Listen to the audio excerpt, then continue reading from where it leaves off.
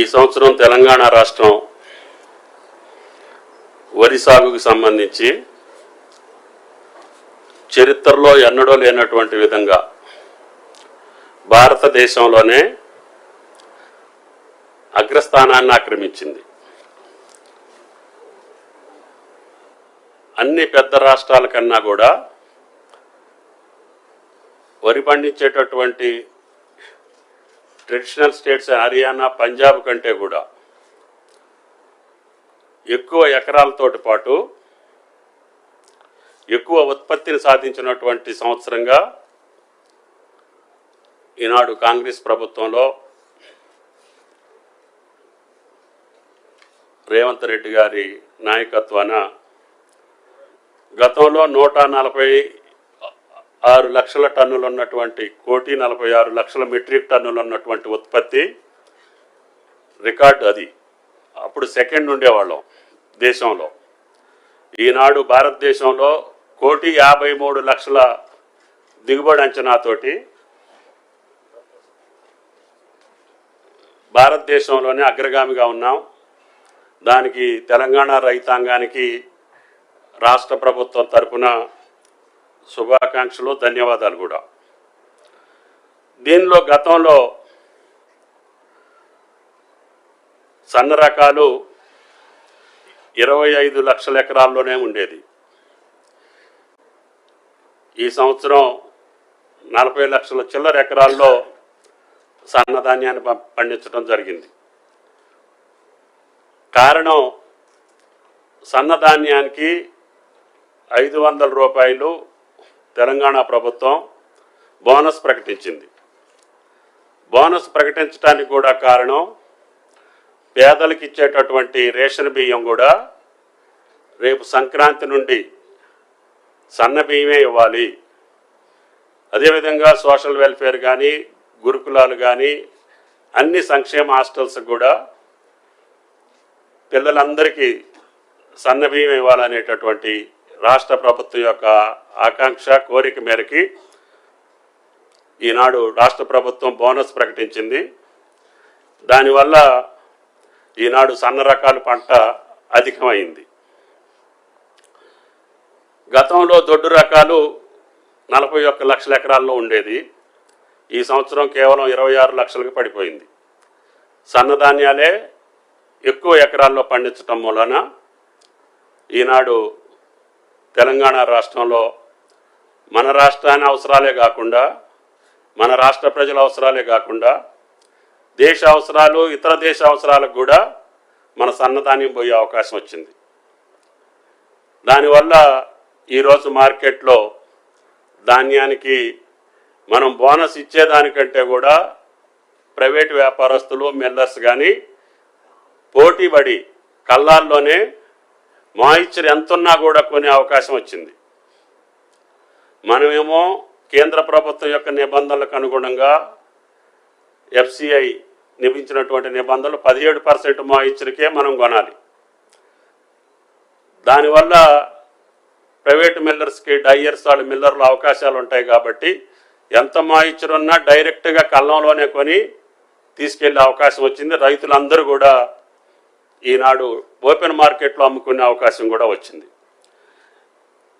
గతంలో ఇదే రోజుకి కేవలం ఆ ప్రభుత్వంలో 4,555 పర్చేసింగ్ సెంటర్స్ మాత్రమే ఓపెన్ చేశారు. ఈ సంవత్సరం కాంగ్రెస్ ప్రభుత్వం 7,411 కేంద్రాల్లో ఈనాడు కొనుగోలు జరుగుతూ ఉంది. గతంలో ఇదే రోజుకి 17 జిల్లాల్లో మాత్రమే కొనుగోలు ప్రారంభమైంది. ఈరోజు 25 జిల్లాల్లో కొనుగోలు జరుగుతూ ఉంది. గతంలో ఈ రోజుకి సేకరించినటువంటి ధాన్యం పోయిన ఇదే రోజున 9,30,000 లక్షల మెట్రిక్ టన్నులు, 9.35 లక్షల మెట్రిక్ టన్నులు. కానీ ఈ సంవత్సరం 9.58 లక్షల మెట్రిక్ టన్నులు ఈ రోజుకి కొనుగోలు చేయటం జరిగింది. అందుట్లో 7,07,49 దొడ్డు రకాలు, 2.9 సన్నాలు. గతంలో ఇదే రోజుకి 2060 కోట్లు మాత్రమే విలువ కలిగినటువంటి ధాన్యాన్ని కొనుగోలు చేశాం. ఈ సంవత్సరం 2222 కోట్ల రూపాయలు కొనుగోలు చేయటం జరిగింది ఈ రోజుకి. అదేవిధంగా రైతుకు చెల్లించింది గతంలో ఇదే రోజున కేవలం 422 కోట్లు మాత్రమే. కానీ ఇప్పుడు ఈ రోజుకి ఈ ప్రభుత్వం చెల్లించింది 622 కోట్లు. గతంలో బోనస్ అనేది లేదు, కానీ మేము ఇప్పుడు సన్న రకాలన్నిటికీ కూడా 500 రూపాయలు బోనస్ ఇస్తున్నాం. బోనస్ చెల్లింపు కూడా మొదలైంది. కాబట్టి దయచేసి ఇన్ని వాస్తవాలను కళ్ళ ముందు పెట్టుకొని అధికారం కోల్పోయినటువంటి రాజకీయ పార్టీ ఒకటి, అధికారం కావాలనుకొని కేంద్రంలో ఉన్నటువంటి పార్టీ ఒకటి, ఆ ప్రబుద్ధులు ప్రతిరోజు రైతు యొక్క ఆత్మస్థైర్యాన్ని దెబ్బతీయడానికి ప్రయత్నం చేస్తున్నారు. దురదృష్టం వాతావరణం కూడా అక్కడక్కడ చిరుజల్లులు పడటం, ఈ యొక్క మొదటి రోజు నుంచే ఈ నెల మొదటి వారం నుంచే దీపావళి అయిపోయాకనే హార్వెస్టింగ్ మొదలైంది. అయినా సరే ప్రభుత్వం అన్ని చర్యలు తీసుకొని సుమారు గ్రామానికి ఒక కొనుగోలు కేంద్రాన్ని ఏర్పాటు చేశాం. తెలంగాణలో ఎన్ని రెవెన్యూ గ్రామ పంచాయతీలు ఉన్నాయో కుడి ఎడంగా అన్ని గ్రామ పంచాయతీల్లో కూడా కొనుగోలు జరుగుతుంది. ఉత్పత్తి పెరిగింది, అదేవిధంగా కొనుగోలు పెరిగింది, పేమెంట్లు పెరిగినాయి. అయినా సరే ధాన్యాన్ని 17% మాయిశ్చర్కి అమ్మాలి అంటే రైతు పొలంలో నుంచి తీసుకొచ్చి రోడ్డు మీద ఆరబోసుకోవాలి. 3-4 రోజులు ఆరబోస్తే తప్ప మాయిశ్చర్ 17%కి రాదు. అదేవిధంగా బయటికి ఓపెన్ మార్కెట్లో అమ్ముకోవటానికి ఆరబోయాల్సిన పని లేదు. ఆ ఆరబోసిన రైతుల దగ్గరికి పోయి వీళ్ళు కాకిగోలు చేసే ప్రయత్నం చేస్తున్నారు. అధికారం పోయినంత మాత్రాన అంత అల్లకొల్లం అవ్వాల్సిన పని లేదు, అంత ఆదుర్దా పడాల్సిన పని లేదు, అంత ఆతృత పడాల్సిన పని లేదు. సరే, వాళ్ళ పార్టీ వితిన్ ది పార్టీలో వైరుధ్యాలు ఉండొచ్చు, లేకపోతే ఆధిపత్య పోరు ఉండొచ్చు, పార్టీల మధ్య ఆధిపత్య పోరు ఉండొచ్చు, ఈ రాష్ట్రంలో తర్వాత స్థానం ఎవరు ఆక్రమించుకోవాలనే కోరికలు ఉండొచ్చు, లేకపోతే ఈ పార్టీలో ఎవరు అది మళ్ళీ లైమ్ లైట్లో ఉండాలనే ఆధిపత్య పోరు ఉండొచ్చు. కానీ మీ ఆధిపత్య పోరు కోసం రైతాంగాన్ని బలిపెట్టాలనో, రైతాంగాన్ని ఆందోళన పరచాలనో, ఆయన్ని ఇబ్బంది పెట్టాలనేటటువంటి రాజకీయ ప్రయత్నం మీ యొక్క తప్పుడు విధానం అని చెప్పి ఆ ఇరు పార్టీలకి విజ్ఞప్తి చేస్తున్నాం. కాబట్టి దయచేసి మంచి పంట పండింది, దిగుబడి ఎక్కువ వచ్చింది, ఓపెన్ మార్కెట్లో మంచి ధర ఉంది, రైతుకు రూపాయి వచ్చే కాడ అమ్ముకునే అవకాశం ఇచ్చాము. మేము ఎక్కడా కూడా రిస్ట్రిక్షన్ పెట్టట్లేదు. ఓపెన్ మార్కెట్లో రూపాయి వస్తే అమ్ముకోమని చెప్తున్నాం. పర్చేజింగ్ సెంటర్కి వచ్చిన ప్రతి గింజ కొంటామని చెప్తున్నాం. అది దొడ్డు రకం కావచ్చు, సన్న రకం కావచ్చు, ప్రతి గింజని కొంటాం. ప్రతి రైతుకి అమౌంట్ కూడా విత్ ఇన్ టైంలో ఇచ్చి తప్పకుండా రైతును ఆదుకోవాలనే ప్రభుత్వం తప్ప మీకు మాదిరిగా మాటలతోటో చేతలతోటో రైతును ముంచినటువంటి ప్రభుత్వం కాంగ్రెస్ ప్రభుత్వం కాదు అని చెప్పి ఆ ఇరు పార్టీలకు విజ్ఞప్తి చేస్తున్నాం. కేంద్రంలో ఉన్న పార్టీకి కూడా విజ్ఞప్తి, మీరిచ్చినటువంటి గైడ్ లైన్స్ ప్రకారంగా మేము కొనాలి. మీకు అంత ప్రేమ ఉంటే, అంత అభిమానం ఉంటే, రైతుల మీద అంత మక్కువ ఉంటే, నిజంగా రైతాంగం కోసం మీరు మాట్లాడే పద్ధతి ఉంటే ఆ యొక్క గైడ్ లైన్స్ని కొంచెం మార్చండి. మాయిశ్చర్ యొక్క విధి విధానాలు మార్చండి. అది కాటన్లో కావచ్చు, వరిలో కావచ్చు. ఆ ప్రయత్నం చేయకుండా అన్ని రాష్ట్రాల కంటే ఎక్కువ పంట పండించినటువంటి తెలంగాణ రైతుని ఈరోజు మీరు ఆగం చేయాలని ముందుకొస్తే అది మీ వినాశనానికి తప్ప వేరేది కాదు అని చెప్పి ఆ ఇరు పార్టీ నాయకులకి విజ్ఞప్తి చేస్తున్నాం. కాబట్టి దయచేసి ధాన్యం కొనుగోలులో కానీ, పత్తి కొనుగోలులో కానీ, పత్తి కూడా గతంలో కంటే బ్రహ్మాండంగా దిగుబడి తగ్గింది, కానీ కొనుగోలులో మాత్రం ఏమాత్రం కూడా అలక్ష్యం చేయకుండా గత 3 నెలలుగా CCIని ఇబ్బంది పెట్టి ఆ మంత్రి గారితో మాట్లాడి ఆ MDని ఇక్కడికి పిలిపించి 3 సార్లు తెలంగాణ పత్తిని మొత్తాన్ని కొనుగోలు చేసే ప్రయత్నం చేశాం. పెద్ద ఎత్తున పత్తి కొనుగోలు కూడా జరుగుతుంది. ఎక్కడైనా ఏదైనా టెక్నికల్గా సమస్య వస్తే రైతులకు కూడా మేము విజ్ఞప్తి చేశాం.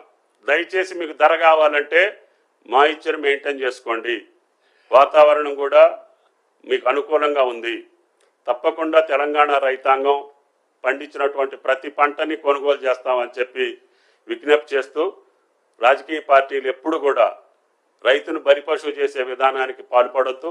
మీ రాజకీయ లక్ష్యాలు ఛేదించాలంటే వేరే మార్గాలు ఉంటాయి.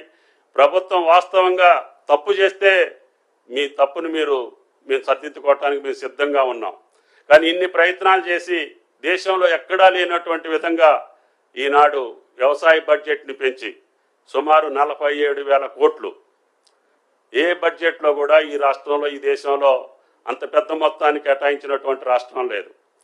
అటువంటి రాష్ట్రాన్ని పట్టుకొని కష్టపడ్డటువంటి రైతుని మీరు కన్నీళ్లు పెట్టి ఇవ్వాలని చెప్పో, లేకపోతే కృత్రిమమైనటువంటి కార్యక్రమాలు నిర్వహించి తాత్కాలికంగా మీరు శునకానందం పొందొచ్చు.